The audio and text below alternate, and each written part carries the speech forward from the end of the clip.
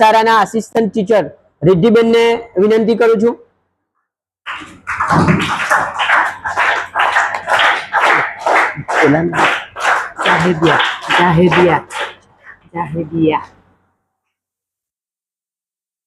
ત્યારબાદ જાહેબિયા મેડમનું સ્વાગત કરવા ભાવનાબેનને વિનંતી કરું છું.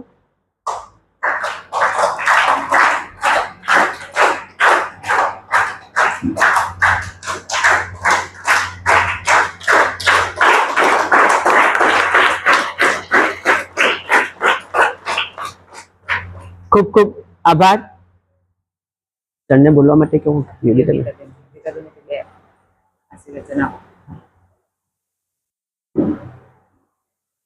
હવે આ કાર્યક્રમને અંતર્ગત યોગિતા મેડમને વિનંતી કરું છું કે અમારી શાળાના બાળકોને 2 શબ્દો કહેવા.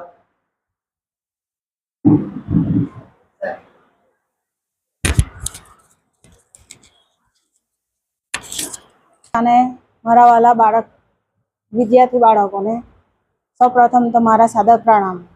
અમે આરકે પ્રેરણા ટ્રસ્ટ ગ્રુપ તરફથી દર વર્ષે પુસ્તકોની વહેંચણી કરવાનું આયોજન કરીએ છીએ, જેથી કરીને બધા બાળકોને શિક્ષા જ્ઞાન મળી શકે. એના અનુસંધાને આજે અમે આજથી આપણી શાળામાંથી શરૂઆત કરી છે. આશા રાખું છું કે તમે બધા ભણો, આગળ વધો અને માતા પિતાની સાથે શાળા અને દેશનું નામ પણ વધારો.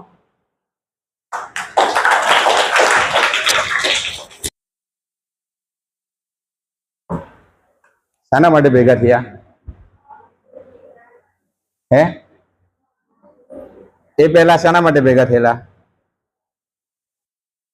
નોટબુક શાના માટે લેવાના છે પહેલા તો એ મને કોઈ કહેશે? આમાંથી ઊભું થઈને બોલો. જો કોઈ દીકરી ઊભી થઈને બોલો.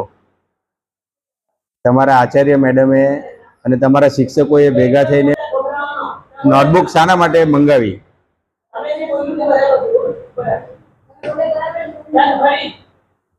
બોલો બોલો, ઊભા તો થાવ.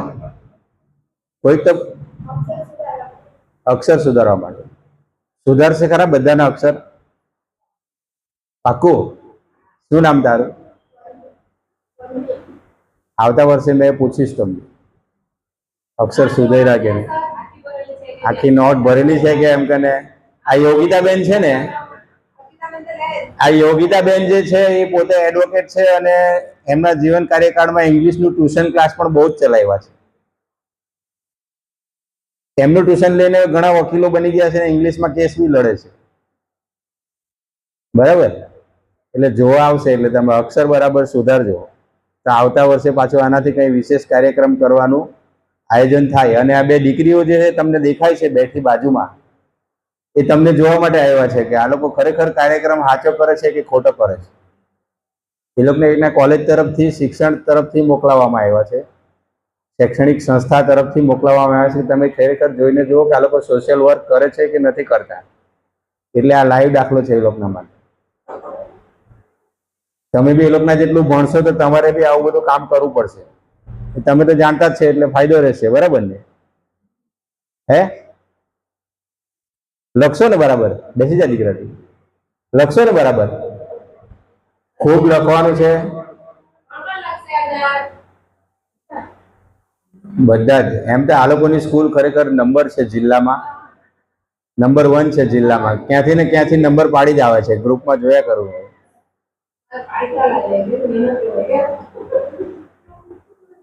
આ બધો શ્રેય તમે જે સારા કામ કરો છો ને, બધો શ્રેય તમારા શિક્ષકો પર જાય છે. તમને આખો દિવસ તમારા પોતાના સંતાનની જેમ રાખીને તમને જે શિક્ષણ આપે છે ને, એના પર જાય છે. બરાબર ને? એટલે તમે ધ્યાન રાખીને બરાબર ભણજો. બધા ભણશો ને? ચોક્કસ ભણવાની સાથે સાથે વાંચવાનું બી છે અને સારા નાગરિક બનવાનું છે. સૌથી પહેલા સારા નાગરિક. કચરું અહીંયા નહીં ફેંકવાનું, પર્યાવરણને નુકસાન નહીં કરવાનું, પ્લાસ્ટિક નહીં ફેંકવાનું. આ બધી વસ્તુ આપણે શીખવાની ખાસ જરૂર છે. નહીં તો આપણે શું કરીએ? સાહેબ જોતા નથી, ફેંકી દે ને ખિસ્સામાંથી. હે ને? આપણે અહીંયાથી સંસ્કાર પાડવાના છે. ખાલી સ્કૂલમાં આવ્યા એટલે જ નહીં કરવાનું એવું નહીં, ઘરે બી આ બધા કામો કરવાના છે. કેટલાના ઘરે નાના નાના ઝાડ છે? બધાના છે. દર રવિવારે 1 બાલટી ભરીને પાણી પીવડાવવાનું છે. હે ને? પર્યાવરણમાં આપણે એક બાલટી ભરીને પાણી પીવડાવવાનું છે. અને તમને કોઈને બીજાને કઈ ઝાડ રોપવાની ઈચ્છા થાય ને તો ચોમાસામાં તમારા મેડમને કહેજો, એટલે અમે લાવીને આપી દઈશું. જે ઝાડ ગમે તે.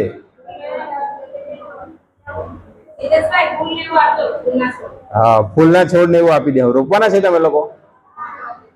તો અમે આયોજન કરવું હે ને. તમારા મેડમ લખીને મોકલાવે એટલે અમે લઈ આવીને તમને આપી જશે. એક કાર્યક્રમ આપણે પર્યાવરણનો કરી દેવું. ચોક્કસ.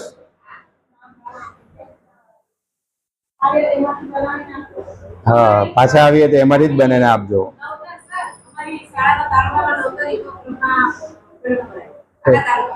ચાલો, એ તાળી પાડો, એ જ નામ પર તાળી પાડો.